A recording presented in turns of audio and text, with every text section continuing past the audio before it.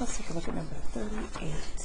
Okay, so for 38, we're told that we have a minimum value at 2 pi. So I'm just going to make this up and say this is 2 pi, and the minimum value goes down to -1. The first maximum value, so the first maximum value we see here occurs at, again, I'm just going to make this up and say we know that 5 pi is to the right of 2 pi, and it goes up as high as 7. So we know, and when we're making these curves, that it's a cycle, right? So it's a cycle, something like this. And so we want to know what is the period length and what is the amplitude. Well, let's start by looking at the amplitude. So we're going to go 7 subtract -1, the maximum value subtract the minimum value, and divide it by 2. So if 8 divided by 2 is 4, that means I can go 4 down or 4 up. 7 minus 4 is 3.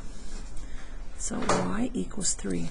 That's not our amplitude, that's our midline, and we can go 4 up or 4 down. So anything that's not 4, I'm going to cancel out as the amplitude. Okay, the next thing we're going to look at is the period length.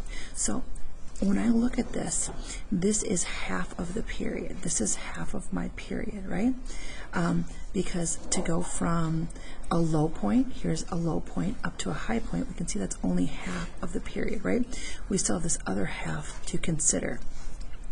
And so if half of a cycle is a distance of 3 pi, well, if I double 3 pi, we would end up with 6 pi. So an entire cycle would be 6 pi. Again, visually, if you think of this, let's just do a sine curve.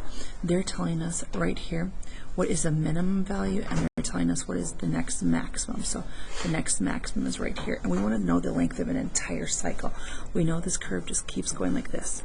So we know from here to here is going to be a distance of 3 pi, because 2 pi to 5 pi is 3 pi. We want an entire cycle, so we're going to go all the way back down again. That's another 3 pi. 3 pi and 3 pi is 6 pi.